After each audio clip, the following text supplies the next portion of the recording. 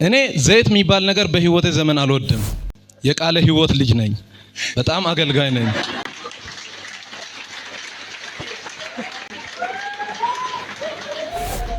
በ15 ቀን 800 ሺህ ከሰርኩ። ቀላል ሊመስል ይችላል። በ15 ቀን 800 ሺህ ብር ነው የከሰርኩትኝ። ኦኬ በጣም ትንሽ ብር ሊመስል ይችላል፣ ግን ለኔ በጣም ትልቅ ነው። ያመጣሁትንም መንገድ እኔ ነኝ የማውቀው። እግዚአብሔር ቃል እያለ የጻድቅ ብር እንደ ጠብታ ነው የሚለው፣ ኃጢያን ግን ሳይሰራ ነው የሚሞላለት በንፋስ ይሄዳል ይላል። ግን እኔ በላቤ ጥሬ ግሬ ያመጣሁት ብሬ እንደ ጥንቆላ ብር በንፋስ ተበትኖ ቀረ።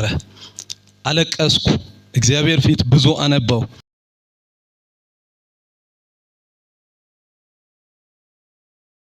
እስከ 10 መኪና ድረስ 40 ሺህ ብር እንከስራለን፣ 30 እንከስራለን። ኮንትሮል ይወጣል። ኮንትሮል ማለት ከጥቅም ውጪ ማለት ነው፣ አይሸጥም። ኮንትሮል ይወጣል። በአረንጓዴ ጥቃጥቆ እየሰራን አስቸገረን። ከዛ እኔ አንድ ጊዜ እዚህ ቸርች መጣው ፕሮግራም ለመካፈል ብዬ ማለት ነው። ፕሮግራም ለመካፈል ሲመጣ ሰው በዘይት እያጸለየ ሲመሰክሩ አየሁት። ከዛ በቃ ቤት ተመለሼ እጄ ለሱ ነገርኩኝ። በዘይት እንደዚህ እየሆነ ነው። እሱ ከጸለየ በኋላ ዘይቱን ወሰድኩኝ። እጄ ሙዙ ላይ ሲጨምር እግዚአብሔር የኪሳራ መንፈስ መታበት። ከበረምቱ ለጌታ ለኢየሱስ። ከዛ አየርም ለኛ ጠፍቶ ነበረ ከሙዙ ብልሽቶ ተነሳ ማለት ነው።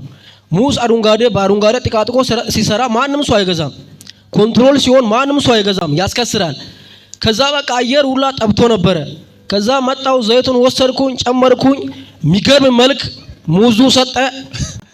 አረንጓዴ በአረንጓዴ ጥቃጥቆ መሰራው ተመታ። ሃሌሉያ! አታሳንሱ እስቲ፣ ለጌታ ነው ለኢየሱስ። የሚገርም ነው።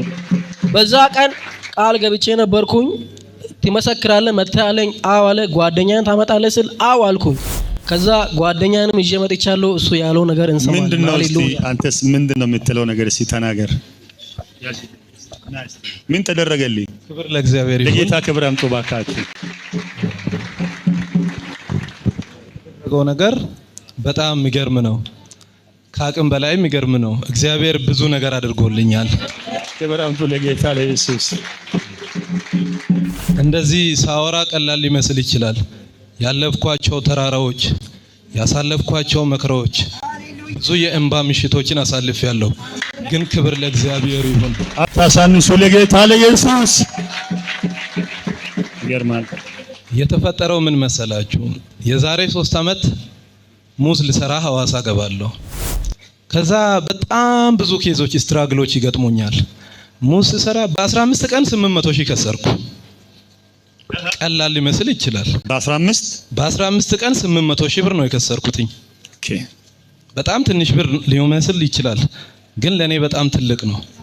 ያመጣሁትንም መንገድ እኔ ነኝ የማውቀው።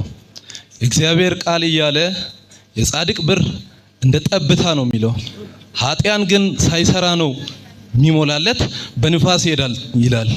ግን እኔ በላቤ ጥሬ ግሬ ያመጣሁት ብሬ እንደ ጥንቆላ ብር በንፋስ ተበትኖ ቀረ። አለቀስኩ።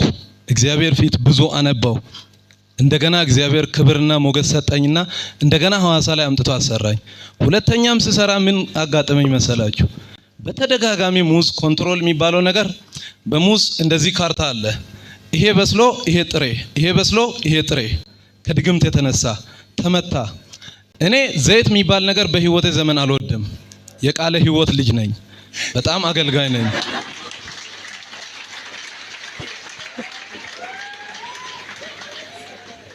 እና ምን መሰላችሁ? ዘይት የሚባለው ነገር አልወድም። ለምን ከተባለ ዘይት ችርቻሮ ሽያጭ ይመስለኛል።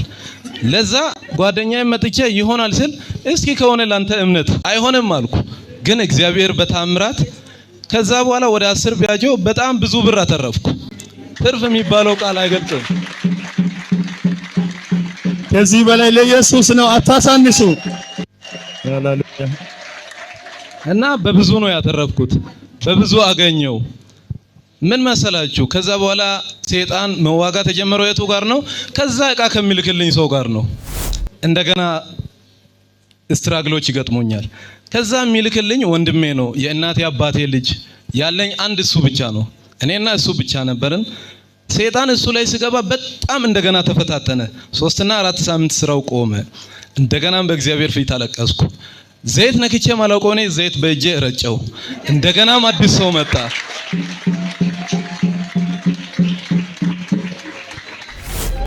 እንደገናም አዲስ ሰው መጣ። እንደገና እግዚአብሔር ታምር ሰራ። ከተማው ላይ የኔን ስም ላታውቁ ትችላላችሁ። ቤቢ ሙዝ ሲባል የከተማው አንደኛ ሙዝ በዚህ ሰዓት የኔ ነው። ክብር ለኢየሱስ። ይሄ ደግሞ በኔም አይደለም፣ በኔ አቅምም ይቻል አይደለም፣ የሱም አቅም አይደለም። የእግዚአብሔር ክንድ በስራው ላይ ስላለ ኢየሱስ ክብር አምጡ ለኢየሱስ። ኢየሱስ ይችላል። ለኢየሱስ ክብር ጨምሩለት። ሃሌሉያ። ላይ ማለት የምፈልገው ነገር እግዚአብሔር ስራ ላይ ነው። እግዚአብሔር አሁንም ስራ ላይ ነው። እኛ የምንመለከተው በቀላሉ ያገኘን በረከት ወይ ቅባት ሊመስለን ይችላል። ግን እግዚአብሔር በኃይልና በብርታት በተአምራት የሚሰራበት የእግዚአብሔር ድንቅ ሰው ነው። እግዚአብሔር ይመስገን። ስለሱ እግዚአብሔርን አመስግኑልኝ። በጣም ነው የምወደው፣ በጣም ነው የማከብረው።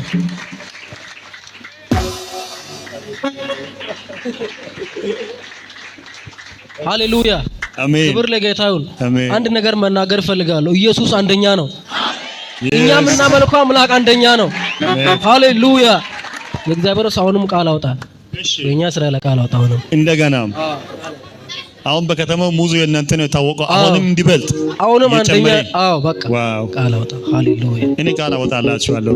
ክብር ለኢየሱስ። በጣም የሚገርሙ ናቸው በእውነት። እግዚአብሔር መልካም ነው። በህይወት በምትኖሩበት ሁሉ ዘመን በእነዚህ ወቅቶች ሳይሆን በዚህ ዓመት ሳይሆን እውነት እላችኋለሁ በህይወት ዘመናችሁ ሁሉ በምትሄዱበት ሁሉ ምድር በምትሰሩበት ሁሉ በስራ ዘመናችሁ አንድም ቀን ዝቅ እንዳትሉ። አሜን። እናንተም በመንፈሳዊ ነገር በስራችሁ ዙሪያ ከፍ ያላችሁ እንድትሄዱ። አሜን። በእውነት ለእናንተ እዛ ጋር የሄደው ልጅ ላንተም እዚህ ምስራቁን ሰጠኋችሁ፣ ምዕራብ ሰጠው። አሜን። ሰሜን ሰጠኋችሁ፣ አሜን። ደቡብ ሰጠኋችሁ፣ አሜን። ከፍታዎችን በሙሉ አሳልፈ ለእናንተ ሰጠው። አሜን። በኢየሱስ ክርስቶስ ስም አሸናፊዎች ሁኑ። አሜን። ክፉ አይነካካችሁ። አሜን። በኢየሱስ ክርስቶስ ስም አጸናው። አሜን። አሜን። ሆነላችሁ። ተባረኩ።